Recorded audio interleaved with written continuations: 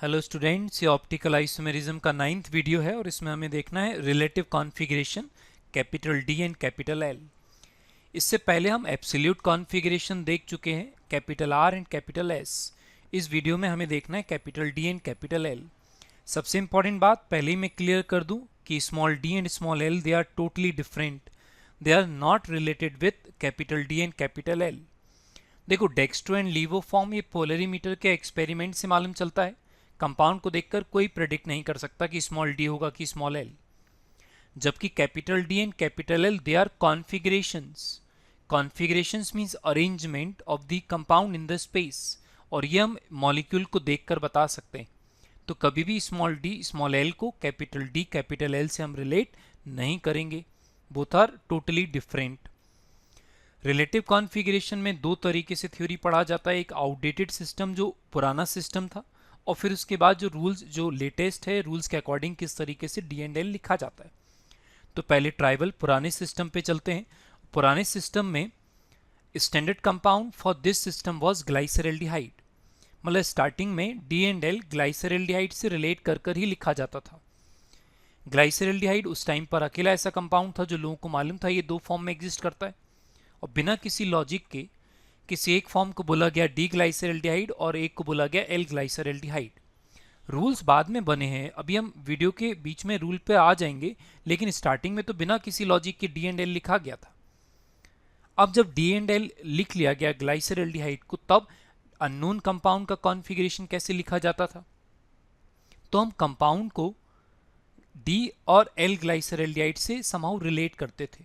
यदि वो D glyceraldehyde से रिलेट होता था तो डी कॉन्फ़िगरेशन बोलते थे, और यदि एल ग्लाइसरल्डिहाइड से रिलेट होता था तो हम एल कॉन्फ़िगरेशन बोलते थे। मीनिंग ये कि दो टाइप का सीरीज बनाया गया, एक को बोला गया डी सीरीज और एक को बोला गया एल सीरीज। डी सीरीज में देखो क्या लिखा हुआ, if any compound is somehow related with D glyceraldehyde means any compound is prepared from or can be converted into D-glyceraldehyde, then the compound comes under D series. Same for L. If any compound is prepared from or can be converted into L-glyceraldehyde, then the compound comes under L series. लेकिन practical problem ये था कि हर compound का हमें chemical properties या methods of preparation पता होना चाहिए था, तभी हम डी एंड एल लिख पाते थे। इससे रिलेटेड अभी तक सबसे इंपॉर्टेंट जो क्वेश्चन एग्जाम्स में आया हुआ है वो ये, What D plus glucose means. तो यदि किसी नाम में D लगा हुआ है, इसका मतलब ये वाला compound is related with D glyceraldehyde. तो ये लिखा हुआ means compound is prepared from D glyceraldehyde. और जो प्लस साइन ब्रैकेट में लगा है ये ऑप्टिकल रोटेशन का डायरेक्शन बताता है, मतलब दैट कंपाउंड है optical rotation in clockwise direction. तो ये आउटडेटेड सिस्टम हमें केवल अंडरस्टैंडिंग के लिए पढ़ना पड़ा कि इस टाइप से यदि क्वेश्चन पूछते हैं तो हमें मालूम रहे कि यदि किसी कंपाउंड का कॉन्फ़िगरेशन डी लिखा है तो मुझे उसको किससे रिलेट करना है, डी ग्लाइसरल्डिहाइड से रिलेट करना है। तो हम आते हैं लेटेस्ट पैटर्न पर और लेटेस्ट रूल्स जिसके बेसिस पर डी एंड एल लिखा जाता है। लेटेस्ट रूल ये बोलते हैं कि किसी भी कंपाउंड का यदि मुझे डी एंड एल कॉन्फ़िगरेशन लिखना है तो मुझे कंपाउंड को पहले इस फॉर्मेट में लिखना पड़ेगा। कैसा फॉर्मेट, ये फिशर प्रोजेक्शन रहेगा, और फिशर प्रोजेक्शन में कंडीशन ये है most oxidised group always at the top position of the Fischer projection. अब मोस्ट ऑक्सीडाइज्ड ग्रुप क्या होता है, या तो मोस्ट ऑक्सीडाइज्ड ग्रुप COH होगा या CHO होगा या OH होगा। देखो नॉर्मली ये बायोमोलिक्यूल्स में यूज होता है capital D and capital L, या अमाइनो एसिड में यूज होता है, तो इनमें ग्रुप में से कोई ना कोई रहेगा। तो इनमें से जो भी ग्रुप है मोस्ट ऑक्सीडाइज्ड ग्रुप, उसको हमें टॉप पोजीशन पे रखना पड़ेगा। यदि टॉप पोजीशन पर नहीं है तो हमें टॉप पोजीशन पे लाना पड़ेगा। After even number of exchanges configuration remains same, ये हमारा पुराना ऑब्जर्वेशन है। तो हम इवन नंबर ऑफ एक्सचेंजेस करेंगे, फोर्थ ये जो मोस्ट ऑक्सीडाइज्ड ग्रुप है ना, इसको हम टॉप पोजीशन पर लेकर आएंगे। फिर सेकेंड कंडीशन ये है maximum carbon must present on the vertical line. यदि नहीं है तो इवन नंबर ऑफ एक्सचेंजेस करो और वर्टिकल लाइन पर लेकर आओ। एक बार इस तरीके का अरेंजमेंट हमने बना लिया, उसके बाद थ्योरी बोलता है ये ऑब्जर्वेशन लिया जाता है always at last chiral carbon. ये ध्यान रखना, always at last chiral carbon. कौन सा last, from most oxidised group. मतलब मोस्ट ऑक्सीडाइज ग्रुप से स्टार्ट करना और जो लास्ट कैरिल कार्बन आएगा ना उस पर जाकर ऑब्जर्वेशन लेना with respect to H।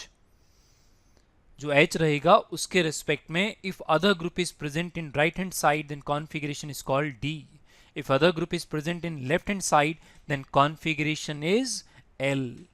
Clear है? इस तरीके से ये रूल है, इस तरीके से हमें D एंड L कॉन्फिगरेशन लिखना होता है। एग्जाम्पल में ट्राई करके देख लेते हैं, एग्जाम्पल लिख लेते हैं कुछ। और एग्जाम्पल जैसे मैंने स्टार्टिंग में लिखा ग्लूकोज एंड मैनोज, नाम ये बायोमोलिक्यूल के, अभी तो हम केवल कैपिटल D कैपिटल L पर ध्यान दे रहे हैं। मोस्ट ऑक्सीडाइज ग्रुप सर्च करो, कौन है? CHO है, already present at the top position, okay. Maximum carbon on the vertical line, okay, already present. Then चलो last chiral carbon, last chiral carbon ये वाला है क्या? नहीं, from most oxidise group start करेंगे तो ये भी लास्ट नहीं है, ये भी लास्ट नहीं है, ये भी लास्ट नहीं है, लास्ट कैरिल कार्बन है ये वाला। इस कार्बन पर H के रिस्पेक्ट में OH लेफ्ट में है कि राइट में है? राइट हैंड साइड में है, इसलिए इसका कॉन्फ़िगरेशन क्या कहलाएगा? D, इसलिए क्या कहलाएगा? This is D glucose. Mannose में यदि देखें तो यहां पर ये कॉन्फ़िगरेशन चेंज हो गया देखो, लेकिन मुझे इस कार्बन से मतलब ही नहीं ना, मुझे तो लास्ट कार्बन पे जाना है। लास्ट कार्बन कौन सा? लास्ट कार्बन है ये वाला, फ्रॉम मोस्ट ऑक्सीडाइज ग्रुप। और चूंकि इसमें H के रिस्पेक्ट में OH राइट साइड में है, इसलिए इसका कॉन्फ़िगरेशन क्या लिखा जाएगा? D कॉन्फ़िगरेशन लिखा जाएगा, दिस इज D मैनोज। और एग्जाम्पल में इन्वॉल्व होते हैं। नेक्स्ट एग्जाम्पल हमने लिखे ये वाले, थ्रेओज एंड इरेथ्रोज, ये कंपाउंड के नाम है, अभी एक्सप्लेनेशन में आ जाएंगे। मोस्ट ऑक्सीडाइज ग्रुप सब में टॉप पोजीशन पे मैंने ध्यान रखा हुआ है और मैक्सिमम कार्बन वर्टिकल लाइन पर ही है, तो बस मुझे लास्ट कैरिल कार्बन पे जाना है, मतलब यहाँ पर। और जब मैं लास्ट कैरिल कार्बन पर जाऊंगा तो H के रिस्पेक्ट में दी राइट हैंड साइड में तो कॉन्फ़िगरेशन D लिखना है, और दी लेफ्ट हैंड साइड में तो मुझे कॉन्फ़िगरेशन में क्या लिखना पड़ेगा? L। नेक्स्ट 2 में देखें, यहाँ पर लास्ट कैरिल कार्बन पे लेफ्ट में तो दिस कंपाउंड इज L इरेथ्रोज, और यहाँ पर लास्ट कैरिल कार्बन पे H के रिस्पेक्ट में OH राइट साइड में, इसलिए दिस इज D थ्रेओज। इस तरीके से D एंड L लिखा जाता है। फिर अमाइनो एसिड्स में भी ट्राई कर सकते हैं, ये बायोमोलिक्यूल एंड अमाइनो एसिड में यूज होता है। मोस्ट ऑक्सीडाइज्ड ग्रुप कौन सा है यहाँ पर? COH, maximum carbon on the vertical line. Last chiral carbon ये वाला हुआ, H के रिस्पेक्ट में OH लेफ्ट साइड में है, इसलिए इसका नाम क्या हो जाएगा? कॉन्फ़िगरेशन क्या हो जाएगा? L कॉन्फ़िगरेशन हो जाएगा। तब तो हम अमाइनो एसिड में याद रखते हैं कि all alpha amino acids isolated from human proteins have L configuration, तो इस तरीके का अरेंजमेंट होता है उसमें। फिर स्टार्टिंग में जब हमने ग्लाइसरल्डिहाइड लिखा था तब हम इसको एक्सप्लेन नहीं कर पाए थे कि क्यों इसका नाम D ग्लाइसरल्डिहाइड था, इसका नाम क्यों L ग्लाइसरल्डिहाइड था। अब लेकिन हमने जब रूल बना लिया है, अब हम समझ सकते हैं कि D और L क्यों लिखा गया। तो इस वाले का नाम D ग्लाइसरल्डिहाइड क्यों है? क्योंकि लास्ट कैरिल कार्बन पे देखो H के रिस्पेक्ट में OH कहाँ है? राइट साइड में, इसलिए D है। और H के रिस्पेक्ट में लास्ट कैरिल कार्बन पे OH लेफ्ट हैंड साइड में, इसलिए इसका कॉन्फ़िगरेशन L है। इस तरीके से लिखा जाता है।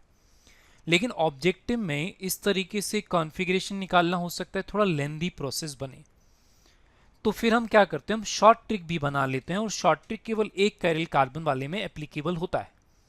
जैसे मैं यहाँ पर कॉन्फ़िगरेशन बनाऊं, मुझे एब्सोल्यूट कॉन्फ़िगरेशन निकालने का तरीका स्पीड से आता है। मुझे प्रायोरिटी असाइन करना होता है, और मैंने प्रायोरिटी असाइन किया OH number 1, number 2, number 3 and number 4। यहाँ पर कॉन्फ़िगरेशन आ रहा है S, लिखना पड़ेगा R, तो इसका कॉन्फ़िगरेशन आ रहा है R और इसका कॉन्फ़िगरेशन आएगा S। एक बार आप चेक कर लेना, प्रायोरिटीज़ मैंने लिख दिया है।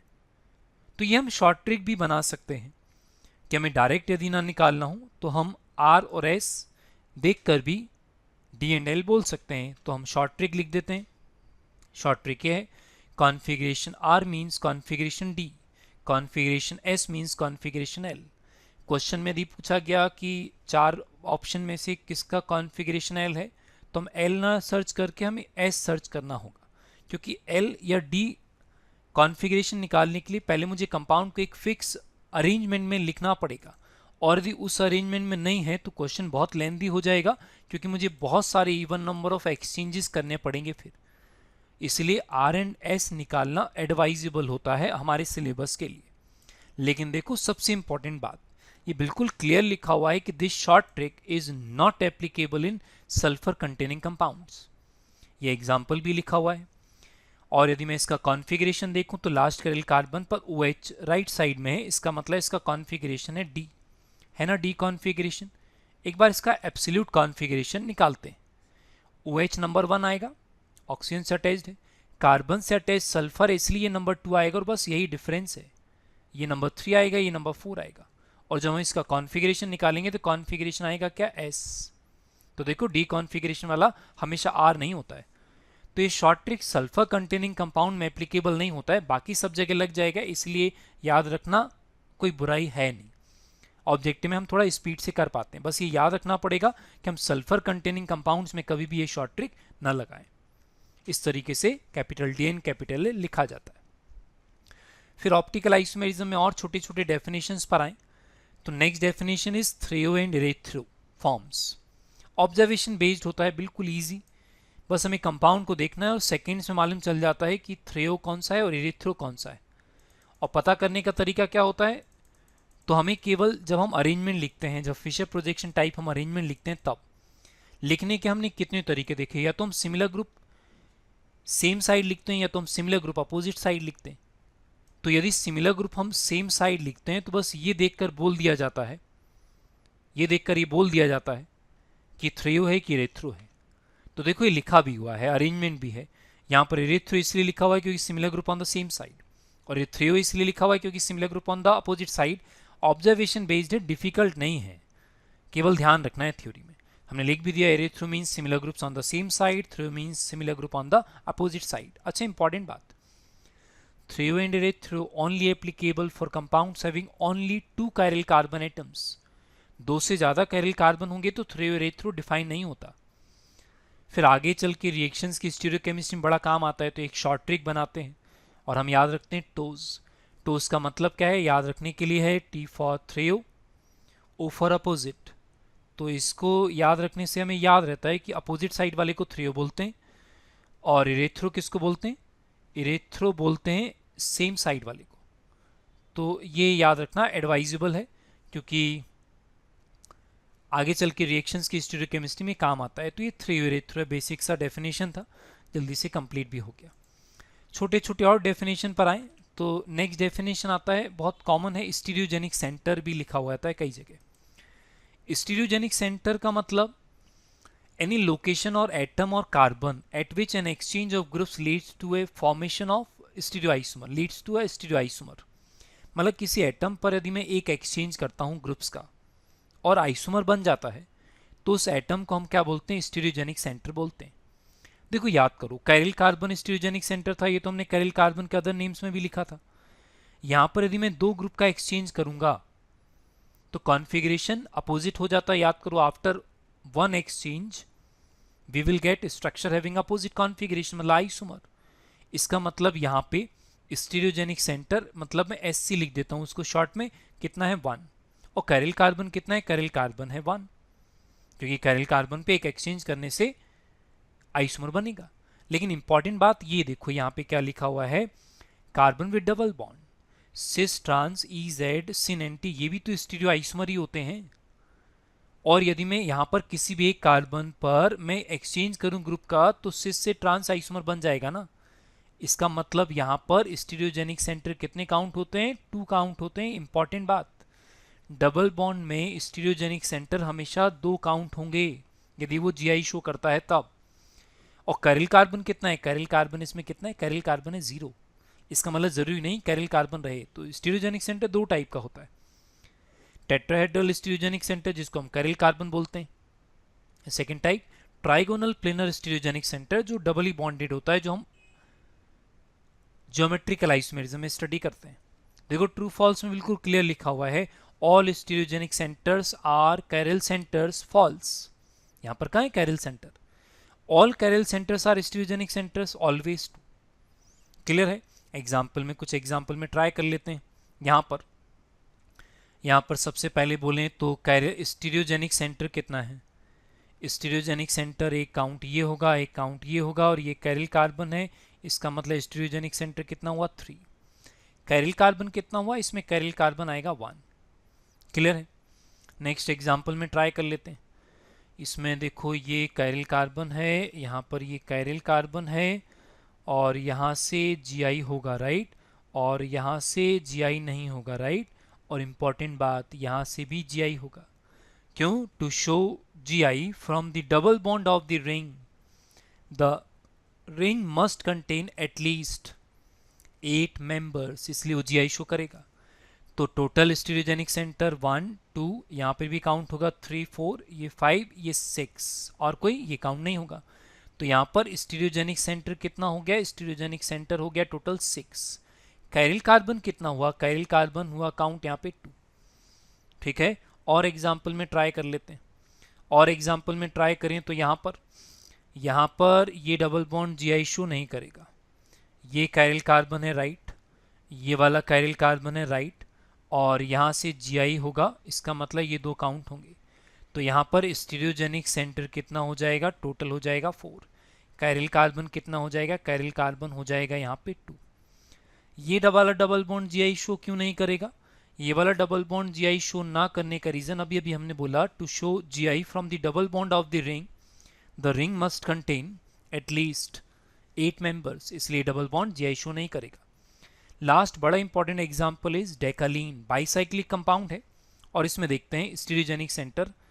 तो ये ऑप्टिकल आइसोमेरिज्म, देखो इसमें कायरल कार्बन तो कितना है? 0, कायरल कार्बन है 0, तो इसमें कायरल कार्बन तो है नहीं, ऑप्टिकल तो होगा नहीं। अब यहाँ पर ज्योमेट्रिकल होगा या नहीं होगा, तो ये हमें ध्यान ही रखना पड़ेगा। अलग इंपॉर्टेंट एग्जाम्पल है ये, अलग से याद रखना पड़ता है। ये वाला एग्जाम्पल ये Gi शो करेगा और Gi शो इस तरीके से करता है। यहाँ पर BHA पे जो हाइड्रोजन है इनका अरेंजमेंट सेम और डिफरेंट अपोजिट साइड हो सकता है, इसलिए ये ज्योमेट्रिकल आइसोमेरिज्म शो करता है। इसलिए डेकालीन में यहाँ पर स्टीरियोजेनिक सेंटर कितना काउंट होगा? स्टीरियोजेनिक सेंटर काउंट होगा 2। ठीक, तो यहाँ पर जितने भी ऑप्टिकल आइसोमेरिज्म से रिलेटेड छोटे छोटे हेडिंग थे वो हमने सारे कवर कर दिए हैं।